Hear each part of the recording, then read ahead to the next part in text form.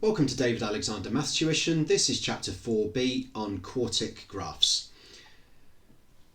So at GCSE level you'd have seen linear graphs, quadratics, maybe a bit of cubics, but you've definitely not seen quartics before. Now quartics is when you have something to the power of 4. If it's a positive quartic then it will look something like that, and if it's a negative quartic then so we can say it's a bit of a W shape, whereas a negative quartic will be more of an M shape. Again, there's it's not always that it's going to be lower on the left than the right. It could be the other way round. So let's just do what we usually do, which is to make this 0 so that we can get our solutions, which are positive 3, negative 5, positive 4 and negative 2. So let me just do a quick sketch. It's only after a sketch, so we don't need to be very accurate. So, well, we can try and be as accurate as we can, of course. So it's going through at plus 3, negative 5, positive 4, and negative 2. Okay, and because it's x times x times x times x, it's a positive quartic, so it's going to be the W shape. Okay, so it's going to come down through negative 5, turn around, go through negative 2, turn around, go through plus 3, and then turn around and go through 4.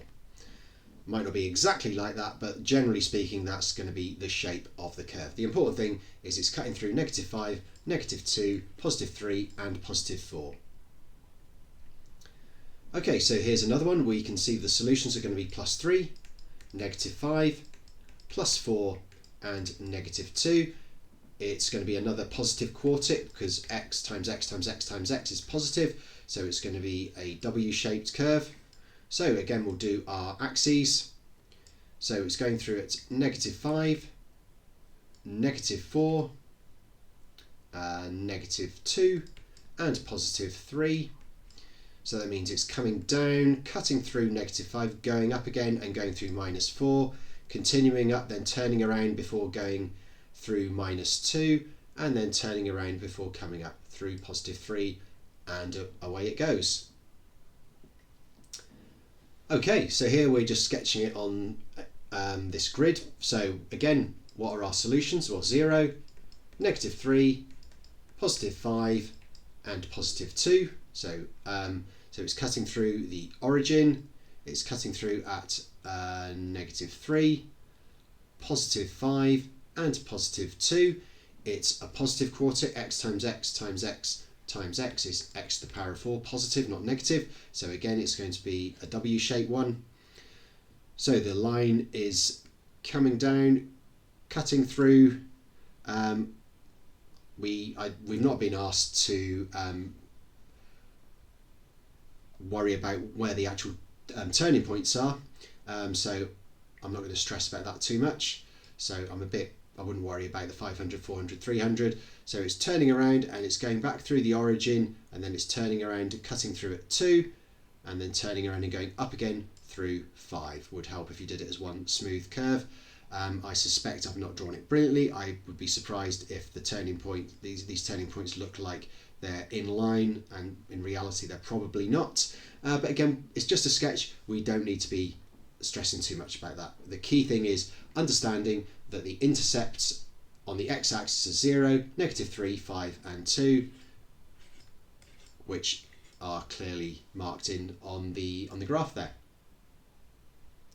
Sketch the curves with the following equations and indicate clearly the points of intersection with the axes. Okay, so x minus 3 to the power of 4, if we set it to 0, then we're getting one root, which is 3. Okay, so we've got a repeated root here. Now, if for a quarter, so what that means is there's going to be no x-intercepts. It means 3, it's just going to touch at 3. So 0, 1, 2, 3. Now, when a quartic just touches the line, it's quite similar to a quadratic. So it will come down and it will just touch there, and then it will go off again. But the difference between a quadratic would be much more of an obvious turning point, where it's a much flatter. So if this was an x squared one and this is the x to the power of 4, well, let's say this is x minus 2 all squared, or sorry, x minus 3 all squared rather. But the x squared one, the turning point is fairly obvious, whereas with an x to the power of 4, we can see it's just much flatter at the bottom. So let me just show you from Desmos, so you can see right around here it's flatter than a quadratic curve. Sketch the curves with these equations and indicate the points of intersection with the axes. So we know that this is a quartic because x squared times x squared is x to the power of 4, so it's a positive quartic. Now I need to work out my x-intercept, so I can do that by factorising these brackets. So this left-hand bracket, that will go to x plus 5, x plus 2. The right-hand one will go to x minus 3, x plus 2. I think that works. Yes, it does. So I'm getting solutions of negative 5, negative 2, positive 3, and negative 2. Okay, so so we do have here a repeated root at negative 2. So it will touch at negative 2, it will not go through negative 2. We've also got positive 3 and we've got negative 5. Okay, so we know if it's a positive quartic, it's going to be a sort of W-shaped graph.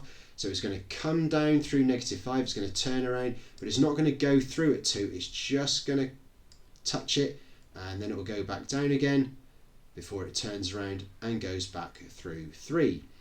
And we could work out the y-intercept, which would be 10 times by negative 6, so minus 60. So this point here is negative 60 on the y-axis.